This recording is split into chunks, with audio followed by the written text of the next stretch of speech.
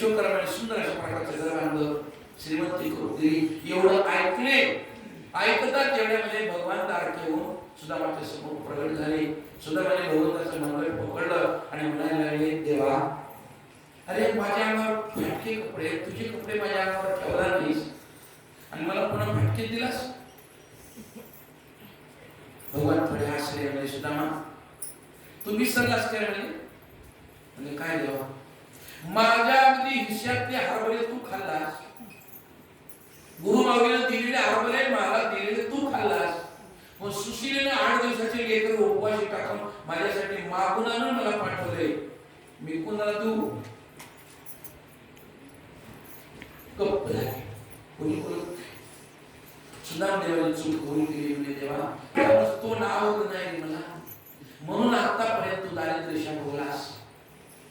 तेवढं दर्शन दिले भगवंताने, सर्व गावाने दर्शन घेतलं, आनंद झाला. भगवान निघून गेले. इकडून शुकाचार्य राजा परीक्षितीला सांगतात, राजा तक्षक निघालेला आहे, आता तू जाऊ दे. मला जाऊ दे म्हटल्यानंतर राजा परीक्षिती जाग्यावर उठलेले, शुकदेवांची पूजा केली. शुकदेव निघून गेले. त्यावेळेस आता देव आकाशामध्ये सुदाम देवा परीक्षिती राजाचा कसा अगदी मृत्यू होतोय, त्याला तक्षक चावतो की नाही, त्याचा कशा प्रकारे शुकाचार्य उद्धार केलेला आहे हे अंतराळी पाहण्यासाठी फुलाच्या करंड्या घेऊन तयार आहेत आकाशामध्ये. एवढ्या तक्षक तिकून ब्राह्मण वेशामध्ये निघालेले. दादाला एका ब्राह्मणाच्या मुलाला शाप दिलाय, तो ब्राह्मणाचा शब्द खोटा होऊ द्यायचा नाही म्हणून तक्षक तिथून निघाले. राजाला असणार अगदी माझ्या राजाला मरू द्यायचं नाही म्हणून असणार ते आस्तिक मुनी सुद्धा आणि राजाकडे निघाले. सर्पाने जरी दंश केला तरी मी राजाला वाचेल म्हणून असणार ती आस्तिक मुनी सुद्धा डोळ्यांची भेट वाटत झालेली आहे. तक्षकाने पाहिलं आस्तिक मुनीकडं आणि म्हणायला लागले, देवा आपण कोण? नाव सांगितले. कुठे निघाले? म्हटले आज 7वा दिवस आहे, माझ्या राजाला तक्षक दंश करणार आहे आणि मी त्याला वाचविणार आहे.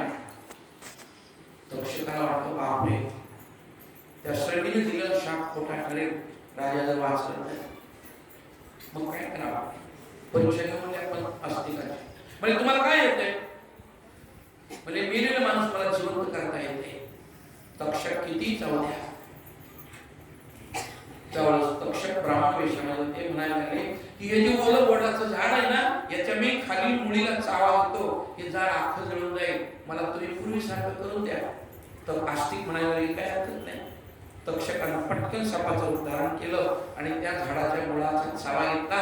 एका क्षणामध्ये अख्खं झाड जळून गेलं. रात्रीचा ढिगारा पडला. आस्तिक मुनीने अगदी संजीवनी मंत्राचा उच्चार केला, पाणी अंतराने घेतलं आणि शिंपडल्यावर पूर्वीसारखं वडाचं झाड झालं.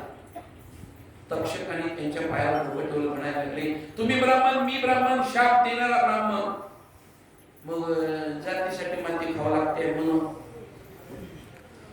तक्षक म्हणायला लागले आस्तिकाला, म्हणजे तुम्हाला राजा काय देणार आहे? नाही म्हणले अगदी राजा मला एवढं धरून देईल की माझ्या 7 पिढ्याही मला बसून खाल्लं माझ्या मुलाबाळांनी तरी. तक्षक म्हणायला लागले राजापेक्षा मी एवढं धन देतो, एवढं धन देतो. बोलत बोलत जवळ आले आणि आस्तिक मुनीच्या डोक्यावर हात ठेवला. देखे पाताळाची निधान. पाताळात जेवढं धन होतं तेवढं दिसायला लागलं. आस्तिक मुनीने आपला धर्म सोडला. म्हणजे एवढं धन मला तुम्ही देता का? म्हणजे हो, एवढं धन तुम्हाला देतो. म्हणजे त्या कारण मी माघारी जातो. तुम्ही एवढं मला धन द्या, मी माघारी जातो म्हटल्याबरोबर आई साहेबांनी म्हणून लक्ष्मीबाई साहेबांनी शाप दिला. तुमच्याजवळ कितीही श्रीमंती आली तरी तुम्ही शेवटी मागून खाल, हा शाप दिला. ब्राह्मणांना तिघांनी शाप दिलाय.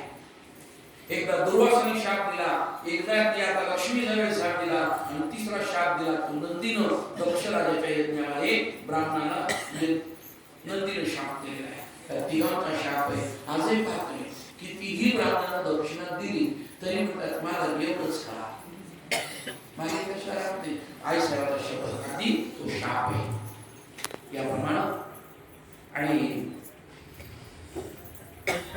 आस्तिकाला तिथंच थांबवलं. म्हणजे थांबा, मी अगोदर काम करून येतो आणि मग तुमचं सोनं जेवढं पाहिजे तेवढं तुम्हाला देऊन टाकतो. तक्षक निघाले.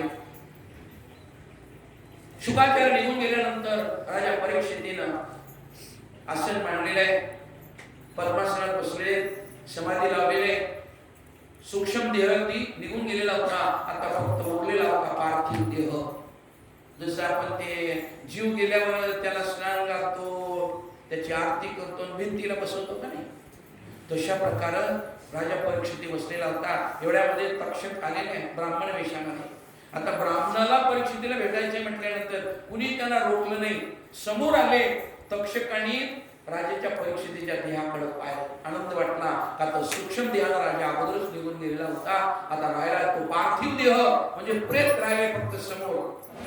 पण त्या प्रेताचं नाव काय होतं? राजा परीक्षिती.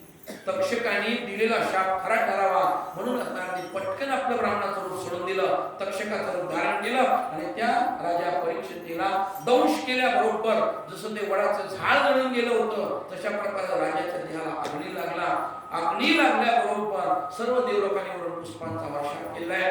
याप्रमाणे असताना की आज 7 दिवस झाले राजा परीक्षितीच्या उद्धारासाठी शुकाचार्य भागवत सांगत आहेत. राजा परीक्षितीचा उद्धार झाला. कर्मिणी तशी केली, कटकट वाकडी केली देवजाने. एखादा सिद्धांत पटवत असताना एखादा बाबा शब्द दिला असेल तो बाजूला परत द्या. एखादा वेळही जास्त घेतला असेल त्याबद्दल क्षमा मागतो. या ठिकाणी भागवत सांगण्यासाठी नाही, सेवा करण्यासाठी बोलवतो. मी काही शुभाचार्य नाही, कुठला वेदांती नाही, किंवा मी कधी आळंदीला गेलो नाही, गेलो असं दर्शनाला, पण मी आळंदीचे नाव सांगत नाही, पंढरपूरचे नाव सांगत नाही. ज्या भूमीमध्ये माझा जन्म झालाय अंधोरीमध्ये, एक खेड आहे, त्या खेड्याचंच नाव सांगतो मी, अंधोरीच. 2 दिवस आळंदीमध्ये राहिलो म्हणजे आळंदीचं नाव नाही सांगायचं. ज्या भूमीनं तुम्हाला जन्म दिला त्या भूमीनं पाप केलं नाही.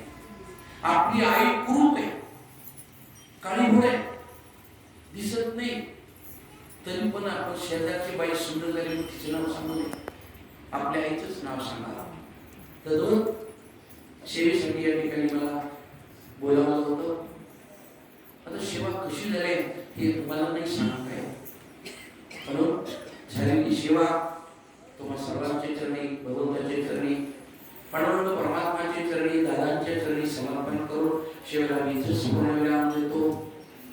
थोडा जप होईपर्यंत या ठिकाणी या भागवत महापुराणाची पूजा होईल. भागवत वस्त्र या ठिकाणी देण्यात येईल, प्रदान करतील.